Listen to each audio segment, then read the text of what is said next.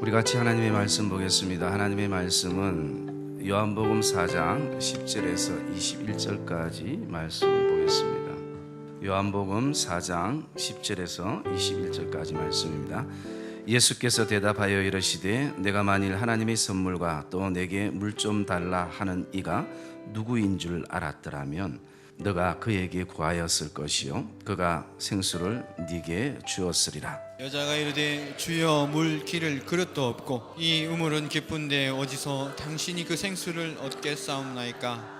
우리 조상 야곱이 이 우물을 우리에게 주셨고 또 여기서 자기와 자기 아들들과 짐승이 다 마셨는데 당신이 야곱보다 더 크니까. 예수께서 대답하여 이르시되 이 물을 마시는 자마다 다시 목마르려니와 내가 주는 물을 마시는 자는 영원히 목마르지 아니하리니 내가 주는 물은 그 속에서 영생하도록 솟아나는 샘물이 되리라. 여자가 이르되 주여 그런 물을 내게 주사 목마르지도 않고 또 여기 물 기르러 오지도 않게 하옵소서. 이르시되 가서 내 남편을 불러오라. 여자가 대답하여 이르되 나는 남편이 없나이다. 예수께서 이르시되 내가 남편이 없다 하는 말이 옳도다. 너에게 남편 5이 있었고 지금 있는 자도 내 남편이 아니니 내 말이 참되도다. 여자가 이르되 주여 내가 보니 선지자로소이다. 우리 조상들은 이 산에서 예배하였는데 당신들의 말은 예배할 곳이 예루살렘에 있다 하더이다. 예수께서 이르시되 여자여 내 말을 믿으라. 이 산에서도 말고 예루살렘에서도 말고 너희가 아버지께 예배할 때가 이르리라. 아멘. 우리 한번 따라합시다. 삶의 갈증을 복음의 기쁨으로. 옆에 분들하고 고백합시다. 복음의 기쁨이 회복되기를 축복합니다. 예수님이 한 여인을 만났습니다. 그 여인은 예수님의 복음사역에 경제적인 뒷받침을 해줄 수 있는 여인이 아닙니다. 또는 많은 사람들에게 영향력을 끼치는 재력가나 유명 인사도 아닙니다. 그 여인은 사람들에게 실망하고 이렇게 살아가는 자기 자신에게도 실망하고 어쩌면 죽지 못해 사는 언둔 생활의 대표적인 여인입니다. 이 시대의 말로 돈 안 되는 여인이고 그리고 그냥 내팽개 쳐도 아무런 척 하지 않아도 모른 척 해도 될 만한 여인이었습니다. 그런데 오늘 4절에 보니까 주님은 이 여인을 위해서 사마리아로 갔습니다. 그 당시 유대인들은 사마리아와 이방 사람들은 사람 취급도 하지 않아서 유대에서 갈릴리로 갈 때 중간에 사마리아를 통과하면 직선거리가 빠른 거리인데도 불구하고 일부러 그 사람들을 만나기 싫어서 그들은 먼 길로 돌아가는 것이 유대인들의 습관이었습니다. 주님이 가신 이 길은 이 한 여인을 위한 길이었습니다. 어쩌면 돌아보면 이 시대에 살아가고 있는 우리를 위한 길이기도 하는 것입니다. 어떤 목사님이 이 여인이 가지고 있는 이 3가지의 인생 갈증에 대해서 이렇게 정리를 했습니다. 이 여인이 가지고 있는 첫째 갈증이 고독의 갈증입니다. 주위에 사랑하는 사람들이 아무리 많아도 늘 내 삶은 고독하고 외롭다라는 것입니다. 무엇으로 채워도 채워지지 않는 그 끝의 외로움과 고독의 갈증이 이 여인이 가지는 갈증이었습니다. 두 번째는 사랑의 갈증이었습니다. 사랑을 나도 받고 주고 싶은데 그것이 참 내 마음만큼 잘 되지 않더라라는 것입니다. 항상 어떤 장애에 걸려 넘어지게 되고 마는 것입니다. 세 번째 이 여인이 가졌던 갈증은 영적인 갈증입니다. 내가 오늘도 무엇을 위해서 사는 건지 그리고 또 어떻게 사는 건지 나의 어떤 존재감은 무엇인지 풀리지 않는 숙제가 항상 자기 자신을 힘들게 하는 것입니다. 그 대표적인 모습이 이 여인이 가지고 있는 갈증이 6절에 보시면 때가 6시쯤 되었더라라고 말씀합니다. 그래서 유대인의 그 6시간은 우리 한국 시간으로 거기다 6을 더하면 됩니다. 그러면 결국은 난 12시에 햇볕이 가장 강하게 내리쬐는 그 시간은 거의 사람들이 거리를 다니지 않습니다. 왜냐하면 그 햇빛이 굉장히 치명적이기 때문에 보통 12시에서 2시 사이로는 사람들이 다니지 않는 것입니다. 그런데 이 여인은 오늘 사람들이 다니지 않는 그 시간을 이용해서 우물에 물을 길러러 가는 것입니다. 어쩌면 이 사람들을 기피하는 여인의 12시의 시간은 그 여인의 인생의 시간대인지도 모르는 것입니다. 그는 끊임없는 사람에 대한 대인 공포증까지 생겨서 그는 사람들이 움직이지 않는 시간을 이용하고 있습니다. 이 여인이 또 가지는 갈증의 최고조는 18절의 말씀에 보면 너에게 남편이 5이 있었고 지금 있는 자도 내 남편이 아니니 내 말이 참되도다 말씀합니다. 여인은 이 여러 가지 목마름과 인생의 갈증을 사람들에게서 생수를 찾았고 그리고 그는 사람만 바꾸면 해결될 것이라고 생각했습니다. 이 여인의 인물이 얼만큼 뛰어났는지는 모르겠지만 6명의 남편을 만나가도 그 인생의 갈증이 해결되지 않더라라는 것입니다. 그래서 이 사람 말고 또 다른 상대를 만나면 정말 행복할 것 같은데 또 인생의 고갈과 갈증이 해결되지 않는 그런 어떤 막막함이 이 여인에게 찾아오는 것입니다. 어쩌면 이 여인은 이상만을 꿈꿨지 현실에서는 최선을 다하지 못했습니다. 하나님은 우리에게 최고를 원하시는 것이 아니라 하나님이 우리에게 주신 삶의 은혜 속에서 오늘도 최선을 다하기를 원하시는 것입니다. 우리는 오늘도 최고를 꿈꾸면서 최선을 다하지 않을 때가 많습니다. 교회에서 목사로서 또는 교사로서 또는 다른 직분자로서 내가 최선을 다하고 있는가? 또 아내로서 남편으로서 자녀로서 최선을 다하고 있는가 하는 것입니다. 삶을 악착같이 정말 최선을 다해서 사는 분들은 항상 이런 얘기를 합니다. 내가 오늘도 아플 여가가 없다. 몇 년 전 어떤 분이 저에게 찾아왔습니다. 목사님, 저 아무래도 우울증 걸린 것 같아요. 그래서 제가 처방을 내렸습니다. 2주간 새벽기도 빠지지 않고 나오고 그리고 저에게 기도를 받으라고, 나을 때까지 기도를 받는 것이 필요할 것이라고 그렇게 얘기를 하고 그분이 한 제 기억으로 2주 정도 될 것 같습니다. 2주 정도 새벽마다 정말 빠지지 않고 나와서 기도를 받고 어느 날 그 병을 이겼다고 그렇게 저한테 얘기를 했습니다. 여러분, 이분도 정말 악착같이 살 때는 다 견뎠는데 어느 순간 일에 대한 손을 놓은 뒤로 인생의 긴장이 풀려지면서 안 아프던 곳이 늘 이제 아프기 시작했습니다. 그걸 바라보면서 제가 영적인 것도 마찬가지라고 생각이 되었습니다. 우리가 섬기는 거 어렵고 봉사가 힘들고 남들처럼 그냥 예배만 드리고 그렇게 지내면 좋을 것 같지만 사실은 그 힘든 자리 그리고 그 어려운 자리를 내가 견디고 지켜나가면서 사실은 보이지 않지만 내 안에 영적인 내성이 생기기 시작했습니다. 그런데 모든 섬김과 봉사와 헌신을 손 놓는 순간 몸과 마음이 정말 편한 것 같은데 어느 순간부터 여러 가지 영적인 질병들이 또 육적인 질병들이 나에게 찾아오는 것을 우리가 경험하게 되는 것입니다. 또 나아가서 우리 신앙인은 인간적으로 최선을 다하는 것만이 아니라 복음을 기초로 한 최선이 필요한 것입니다. 그래서 어떻게 바라보면 이 여인에게 필요한 것은 바로 하나님의 복음이었습니다. 복음은 나를 향한 하나님의 계획과 사랑의 소식입니다. 저와 여러분의 인생에 있어서 이 복음보다 더 기쁜 소식은 없음을 확신하기를 주의 이름으로 축복합니다. 복음을 통하여 자신이 바뀌어야만 삶이 바뀌는 것입니다. 내적인 목마름과 인생의 고갈을 외적인 것으로 자꾸 채우려는 것이 우리의 어리석음이고 우리의 미련한 것입니다. 그러나 우리의 내적인 목마름과 인생의 고갈을 외적인 것으로 자꾸 채운다고 채워지는 것이 아니라는 것입니다. 더 혼란스러울 뿐인 것입니다. 점점 더 괴로운 것 뿐인 것입니다. 오늘도 이 사람에게 희망을 가졌다가 어느 순간 또 실망하게 되고 또 저곳에 소망을 가졌다가 또 그곳에서 상처받고 그런 이 일들이 계속 되풀이되는 삶을 살아가게 되는 것입니다. 때로는 이 일이 그리고 이 사람이 내 모든 인생을 책임질 것 같아서 다 올인했다가 모든 것을 잃어버리게 되는 경우도 경험합니다. 우리의 삶의 수많은 갈증은 일어나지 않는 것이 아니라 반드시 생긴다는 것입니다.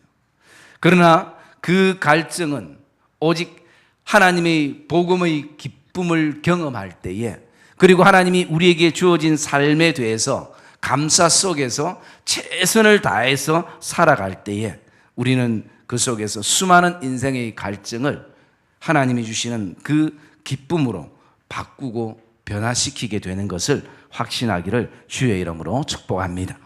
그래서 이 여인의 변화의 과정을 돌아보면요, 7절과 9절의 말씀에 보면 주님과의 대화에서부터 시작이 됩니다. 대화의 시작은 작은 관심에서부터 시작되는 것입니다. 한 번은 친구가 저에게 전화가 와서 고3 딸이 우울증에 걸렸는데 어떻게 하면 좋겠냐고 그렇게 전화가 왔었습니다. 그래서 제가 대화를 자주 하냐고 물어보니까 친구도 원래 과묵한 데다가 또 이 딸이 너무 애를 많이 먹여서 딸이 사실은 밉다는 것이, 그래서 어느 순간부터 대화가 중단되고 그리고 딸이 점점 무기력에 놓이게 됐다는 것입니다.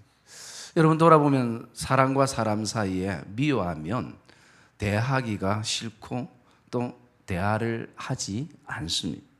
그래서 제가 그런 얘기를 했습니다. 먼저 그 마음의 미움을 사랑으로 바꾸는 작업이 필요하고, 그것을 위해서 기도가 필요하고, 그리고 누군가 한 명이 서로에게 맞춰야 되는데 한 사람은 아프고 한 사람은 그래도 좀 건강하니까 건강한 사람이 아픈 사람에게 맞추는 것이 훨씬 더 좋지 않을까라고 얘기를 하면서 제가 그런 얘기를 했습니다.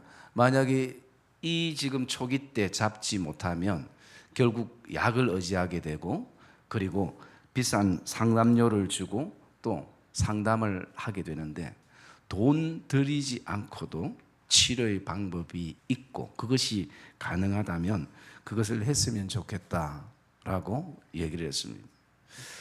여러분, 오늘도 우리가 영적이든 육적인 것이든 그 초기에 우리가 그것을 알고, 그리고 돈 안 들이는 방법으로도 치료가 가능하면 우리는 그것을 빨리 진행을 해야 하는 것입니다. 그러나 그것이 하루 이틀 자꾸 지나다 보면 결국은 다른 것을 의지하고 거기에는 항상 금전적인 부분들이 손해가 간다는 것입니다. 그런데 우리가 실제적으로 이것을 잘 놓칠 때가 많이 있는 것입니다. 여러분, 오늘도 관심은 대화를 열어주는 통로가 되는 것입니다. 그리고 오늘도 저와 여러분들 안에 끊임없이 가족이나 또 믿음의 성도들 안에 오늘도 우리가 미워하는 마음이 있으면 그 마음 속에 그것이 사랑으로 바뀌길 우리가 기도해야 하는 것입니다. 부부도 마찬가지입니다. 그냥 그 서류적으로 살아간다고 부부가 아니라 거기에는 대화와 사랑의 교제가 반드시 있어야 하는 것입니다. 여러분, 이 땅에 살아가는 사람들 바라보면 속에는 터질 것 같은 갈증과 분노감과 인생의 실패와 그리고 배신감으로 가득 찬, 그래서 그것을 어떻게 하지 못하는 그런 어떤 가운데에 살아가는 사람들이 너무나 많다라는 것이, 나아가서 고독과 사랑과 영적인 갈증 속에 헤매는 사람들도 있었습니다. 돌아보면 우리가 주님을 만났을 때 이와 같았습니다. 서로의 어떤 갈증의 정도에는 차이는 있었지만 사실 제약된 인생의 모습은 다 똑같았을 것입니다. 그러나 사랑과 복음을 받는 대화로서 우리가 이 엄지에서 이 복음을 통하여 양지로 인도된 사람들인 것입니다. 그러므로 오늘도 우리는 얼마나 우리의 인생 가운데서 사랑의 대화를 나누고 복음의 대화를 나누며 살아가는가. 여러분, 그렇게 힘든 것이 아닐 것입니다. 조금만 관심을 가지고 그리고 또 시간만 내면 충분히 사랑의 대화를 나누게 되는 것입니다. 그 작은 소통이 오늘 사람을 살리고 또 회복해 하는 것입니다. 그래서 하나님은 저와 여러분의 이 시대를 바로 하나님의 그 대리자로, 위로자로, 저와 여러분들을 세운 것을 확신하기를 주의 이름으로 축복합니다. 이 여인의 그 변화를 보면 14절의 말씀에 보니까 생수 대신 주님을 만났다라는 것입니다. 주님을 만났다라는 것입니다. 그리고 그 주님이 내 인생의 생수가 되는 것을 그가 발견하게 되었다라는 것입니다. 여러분, 여인은 수차례 우물물을 마시고 또 마시고 그런 가운데서도 여전히 목마름은 해결되지 않았습니다. 그런데 주님을 통하여 영원히 목마르지 않는 생수가 주님이심을 발견하게 되는 것입니다.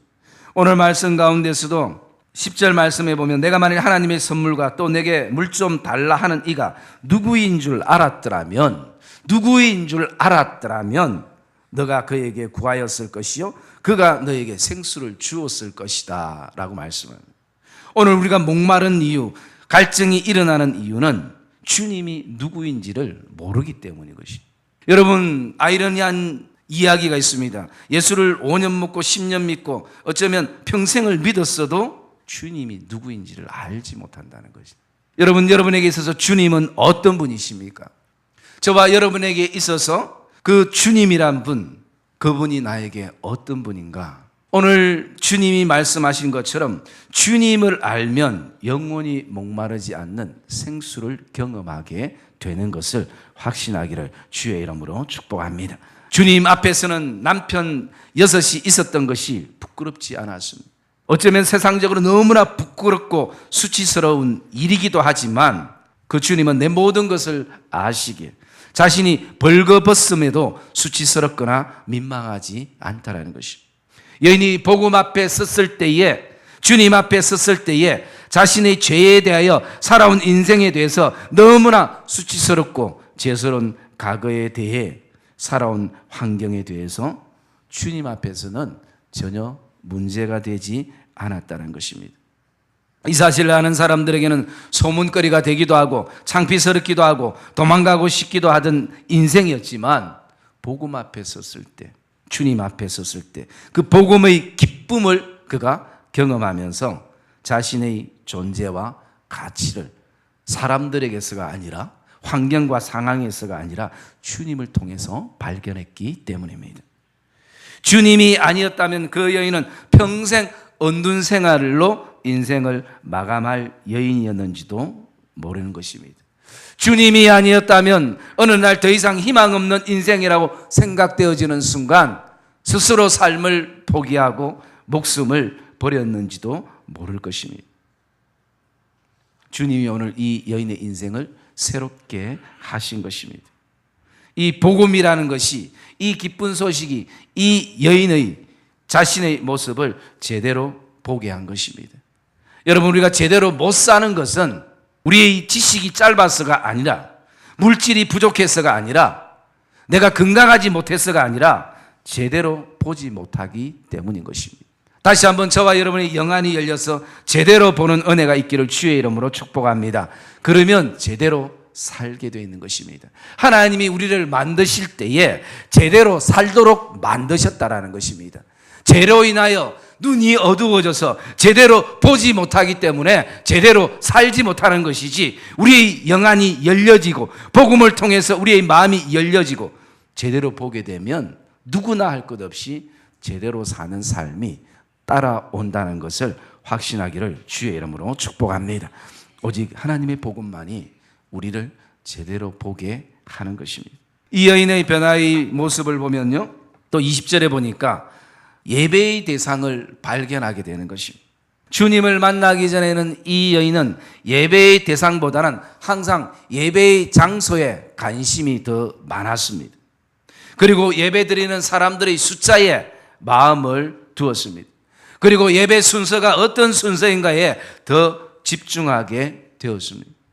그래서 그 여인은 오늘도 이렇게 얘기합니다. 내가 어느 산에 가서 예배를 드려야 할지, 예루살렘으로 올라가야 할지, 아니면 다른 그 어떤 장소로 올라가야 할지 끊임없이 장소에 마음을 두고 있었습니다. 그럴 때에 주님은 예배는 장소가 아니라 대상임을 말씀하고 있는 것입니다. 오직 예배의 대상은 하나님이심을 말씀합니다. 이 말씀은 오직 우리가 드리는 예배는 하나님에 의해 결정되어져야 한다는 것을 확신하기를 주의 이름으로 축복합니다. 나의 어떤 감정, 그날의 어떤 컨디션, 기분, 그리고 사람들의 어떤 수, 예배당의 크기, 어떤 프로그램이 아니라 예배 자체는 하나님에 의해서 결정되어야 하는 것입니다. 오늘 교회의 위기는 다른 데 있지 않았습니다. 예배의 대상인 하나님을 망각하고 있다는 것입니다. 어느 순간부터 하나님 자리에 사람들이 서기 시작했습니다. 교회는 여전히 수많은 세상적인 그런 어떤 프로그램들이 돌아가고 이벤트가 진행되고 사람들이 아무리 많아도 예배의 대상은 오직 하나님 한 분인 것을 기억하시기를 주의 이름으로 축복합니다. 우리의 예배가 나의 감정과 내 어떤 시간과 몸 컨디션에 따라 결정되는 악한 시대가 되어버렸습니다. 여러분, 세상적으로 바라볼 때 세상이 악한 시대인 것 같지만 우리 그리스도인들이 우리 내면을 정말 다시 한번 돌아보면 모든 예배의 결정이 나에 의해서 결정되어지고 있다는 것입니다. 그렇지 않습니까? 나의 감정, 그리고 시간, 나의 어떤 몸 컨디션, 그리고 어떤 관계, 사람에 의해서 결정되어지는 예배. 여러분, 이 시대가 가장 악한 시대라는 것입니다. 예배가 점점 사람들의 편의주의에 따라 흘러가고 있습니다. 세상 것에 점점 예배가 밀려 나가는 것입니다. 여러분, 앞으로 몇 년 뒤를 돌아보면요, 아마 이제는 수요예배, 금요기도회, 새벽기도, 어쩌면 주일 5예배, 이런 예배들이 교회에서 점점 사라질 것입니다. 복음의 뿌리가 깊었던 그 서양 교회들의 무너짐이 어디서 왔는가? 예배의 무너짐에서 왔습니다. 다른 데 있지 않아요. 그래서 주일날 편한 시간, 내가 딱 1시간 예배드리고 나머지 시간은 자기 나름대로 시간을 보내는 것입니다. 오늘 왜 이런 어떤 현상까지, 아픔까지 이르게 됐는가? 예배의 대상을 놓치고 있었습니다. 그저 예배의 시간이나 프로그램이나 그리고 예배의 어떤 순서나 그리고 어떤 사람들의 모임인가, 사람들이 계속 초점이 거기에만 집중되다 보니까 예배의 대상인 하나님을 망각해버린 것이. 여러분, 우리는 기억해야 합니다. 그리스도인에게 있어서 예배 회복만이 삶의 회복이 되는 것을 확신하기를 주의 이름으로 축복합니다. 예배가 삶이 되어야 되는 것입니다. 구약의 아벨과 가인의 예배는 딱 한 가지 차이입니다. 그 어떤 차이도 없습니다. 예배드리는 순서나 장소나 그리고 또 예배드리는 어떤 시간대, 그런 어떤 차이들이 아니었습니다. 가인의 예배의 목적은 하나님이 아니라 자신의 성취욕이었습니다. 아벨의 예배의 목적은 하나님 자신이었습니다. 하나님과의 나와의 관계성, 그것이 전부였다는 것입니다. 여러분, 우리는 너무나 안타까운 사건을 압니다. 가인이 자신의 예배를 받아들이지 않는 하나님을 향해 그는 동생 아벨을 죽이는 사건이 나옵니다. 물론 아담 하와의 어떤 범죄의 어떤 그 죄의 전면성을 보여주고 있습니다. 첫 번째 죄의 전면성이 살인이었습니다. 그런데 여러분, 세상 사람들이 이 살인을 저지른 것이 아닌 것입니다. 예수 믿지 않는 사람들이 저지른 살인이 아니라는 것입니다. 예수 믿는, 하나님을 믿는 가인이 아벨을 죽인 사건이었습니다. 예수 믿는 사람이 예수 믿는 사람을 죽였다라는 것입니다. 그뿐만 아니라 무엇 때문에 죽였는가? 예배 때문에 죽였다라는 것입니다. 내가 더 잘 드리기 위해서, 나의 어떤 성취욕을 위해서, 그리고 또 그 어떤 것을 위해서 결국 사람을 죽이면서까지 예배를 드려야 되는 이런 모습을 우리가 보게 됩니다. 여러분, 우리는 그렇지 않습니까? 예배 때문에, 내 신앙생활 때문에, 내 어떤 것 때문에 세상 사람들이 아니라 같은 그리스도인 안에서 수많은 영적인 살인이 일어나고 있다는 것입니다. 내 자리를 지키기 위해서, 내 이름을 더 드러내기 위해서 오늘도 죽일 수 있다면 다 죽이는 것입니다. 사랑의 믿음의 성도님들, 오늘도 저와 여러분의 예배의 대상은 오직 하나님 한 분인 것을 확신하기를 주의 이름으로 축복합니다. 예배에 또 나가서 목적은 내 이름이 아닙니다. 내 자리도 아닙니다. 우리가 물론 은혜를 받아야 되지만 은혜는 두 번째 목적입니다. 하나님이 우리에게 주시는 것이고 첫 번째는 하나님의 영광을 위해서 드려야 하는 것입니다. 그래서 예배는 항상 준비되어야 하는 것입니다. 여러분, 한 번쯤 우리가 바쁨과 분주함 속에서 기차를 놓쳐본 적이 있을 것입니다. 또 비행기를 놓쳐본 적도 있을 것입니다. 굉장히 그때 후회가 많이 되죠. 조금만 내가 더 일찍 준비했다면. 그런데 우리의 삶에 그것을 놓친 적은 10번 가운데 한 번 있을까 말까 한 것입니다. 여러분, 우리가 오늘도 같은 시간을 정해서 이 시간 속에 하늘을 향해서 출발하는 예배의 기차라고 생각한다면 아마 늦을 사람이 아무도 없을 것입니다. 최소한 더 빨리, 더 좋은 자리, 더 기도의 자리, 그 자리에 나와서 하나님 앞에 예배함으로 나갈 것입니다. 목사가 보는 것도 한두 번 미안하지 그 뒤에는 감각이 없어지는 것입니다. 사랑의 믿음의 성도님들, 오늘 어쩌면 이 예배가 우리의 인생의 마지막 예배일 수도 있습니다. 내가 드리는 이 찬양이 하나님 앞에 마지막으로 드리는 찬양이 될 수도 있습니다. 내가 드리는 이 기도가 어쩌면 이 땅에서 하나님 앞에 마지막으로 드리는 기도일 수도 있습니다. 예배에 생명을 거는 성도가 되기를 주의 이름으로 축복합니다. 예배 드려주는 사람이 되어서는 안 된다는 것입니다. 가족을 위해서, 관계를 위해서, 목회자를 위해서 그냥 그 자리 예배 드려주는 하나님을 가장 경멸하는 모습인 것입니다. 여러분, 우리가 아니라도 하나님은 이 땅의 피조세계를 통해서도 충분히 영광과 존귀와 거룩과 그리고 예배를 받으시기에 합당한 분인 겁니다. 저와 여러분 안에 오늘도 하나님이 예배 받으시기에 합당하다는 이 합당한 사실을 저와 여러분의 삶에 인정하는 은혜가 있기를 주의 이름으로 축복합니다. 우리가 어떤 분에게 예배를 드린다는 것을 기억하면 예배 시간에 자려고 해도 잘 수가 없는 것입니다. 설교가 재밌든 재미없든 그런 것이 아니라 오늘도 예배 자체가 하나님 앞에 귀하기 때문에 우리가 집중해서 하나님 앞에 예배함으로 나가는 것입니다. 세상 사람들 그 모임 속에서도 그것이 내 어떤 생계와 관련이 있고 또 우리의 어떤 가족과 관련이 있는 그 자리에 우리가 나간다 할지라도 그 자리에서 내가 꾸벅꾸벅 졸거나 그리고 또 마음이 다른 거에 가 있거나 그렇지 않을 것입니다. 집중할 것입니다.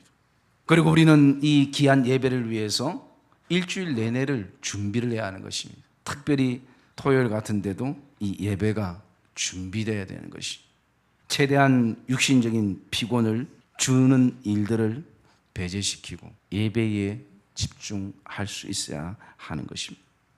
저와 여러분들이 반드시 하나님이 대상이 되는 예배를 드리게 되면 하나님은 거기에 반드시 은혜를 주는 것을 기억하시기를 주의 이름으로 축복합니다. 여러분, 목사가 은혜 주는 것 아닙니다. 저도 줄 수 있다면 주고 싶죠. 제가 벌써 우리 교회에서 부목사 생활을 7년을 하고 그리고 지금 담임으로 9년인가 10년째를 지금 접어들면서 얼마나 많은 설교들을 했겠습니까? 그러나 여러분, 그 설교들이 늘 새롭게 들려지는 은혜가 있기를 주의 이름으로 축복합니다. 그것은 오늘도 그 자체가 하나님의 말씀인 것입니다. 그리고 이 여인의 변화는 28절에서 29절의 말씀에 보면요, 주님을 만나고 복음을 만나면서 이제는 삶이나 사람을 두려워하지 않았습니다. 복음을 통해서 언둔 생활이 정리가 된 것입니다.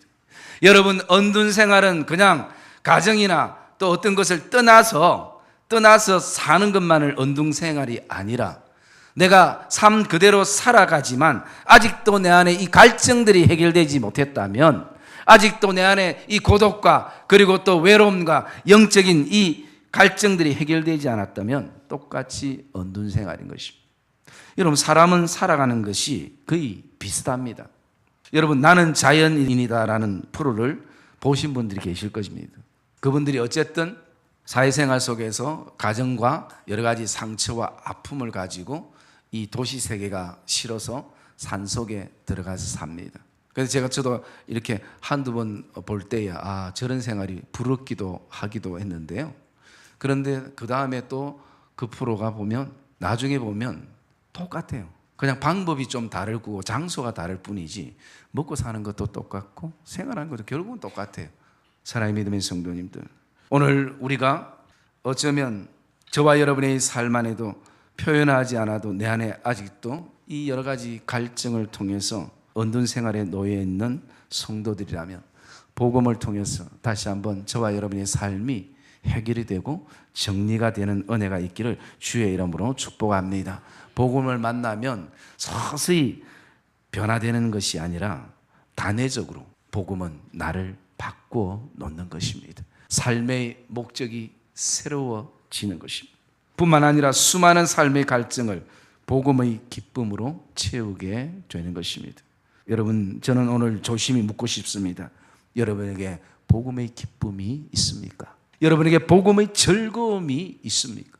주님이 이 여인을 향해서 이제는 너는 복음을 알았기 때문에, 복음의 기쁨을 알았기 때문에 이제는 세상 사람들 향해서 나가서 전도하고 복음을 위해서 살아라 부탁하지 않아도, 그리고 왜 전도하지 않느냐고 꾸짖지 않아도 이 여인은 물동이를 버려두고 동네로 달려가서 그동안 나에게 너무나 두려움의 대상이었던, 미움의 대상이었던 그 사람들을 향해서 나가서 와서 한번 보라고 내가 그리스도를 만났다 선포하게 되는 것입니다. 이것이 복음이 주는 삶인 것입니다. 여러분, 저와 여러분의 삶이 무엇에 두려움에 끊임없이 쫓겨 있다면 다시 한번 복음 앞에 서기를 주의 이름으로 축복합니다. 그래서 이 여인의 30절 말씀에 보면 이 여인이 복음의 기쁜 소식을 전하게 될 때에 그에게는 장애물이 없게 되는 것입니다. 두려움도 없게 되는 것입니다. 그동안 그가 이 복음을 제대로 알지 못했을 때는 여기를 봐도 수많은 인생의 장애물이 있었고 저기를 바라봐도 수많은 인생의 거물들이 놓여져 있었던 것입니다. 이 여인은 동네 사람들에게 달려갔을 때에 이 사람들이 내 얘기를 들어줄까? 그런 계산하지 않았습니다. 그냥 물동이를 버려두고 담대히 달려가게 되는 것입니다. 그것은 무엇을 말합니까? 이제는 세상, 내가 복음을 통해서 바라보니까 세상이 제대로 살만한 가치가 있는 것이구나, 그는 깨닫게 되는 것입니다. 하나님이 가정을 주신, 하나님이 교회를 주신, 하나님이 성도들과 목회자를 주신 가치를 발견하고 목적을 다시 한번 보게 되는 것입니다. 여러분, 변한 것은 아무것도 없습니다. 똑같은 동네고 똑같은 교회고 똑같은 가정이었고 똑같은 사람들이었습니다. 그러나 복음을 통해서 내가 바뀌면서 시각이 달라진 것입니다. 사단은 오늘도 계속 처지만을 바라보게 합니다. 환경만을 바라보게 합니다. 상황만 계속 탓하게 합니다. 사랑의 믿음의 성도님들, 사단이 거짓 메시지에 속지 않기를 주의 이름으로 축복합니다.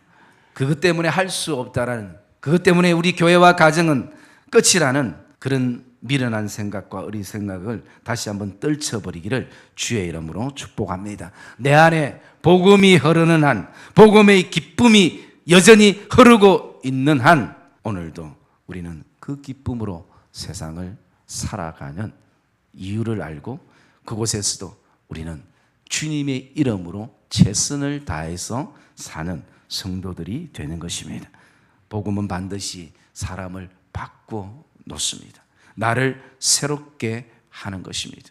사랑하는 믿음의 성도님들, 다시 한번 저와 여러분의 인생에 삶의 여러 가지 어떤 갈증과 어떤 어려움이 나에게 올까 미리 염려하지 말고, 그것이 우리에게 삶의 갈증이 다가온다 할지라도 저와 여러분의 그 심령 깊은 곳에 복음의 기쁨이 있는 한, 복음의 즐거움이 있는 한, 오늘도 모든 것을 믿음으로 승화시키며 나가는 복된 성도들의 삶이 되시기를 주님의 이름으로 축복합니다. 오늘도 삶의 갈증을 복음의 기쁨으로 누리는 성도들이 되기를 주의 이름으로 축복합니다.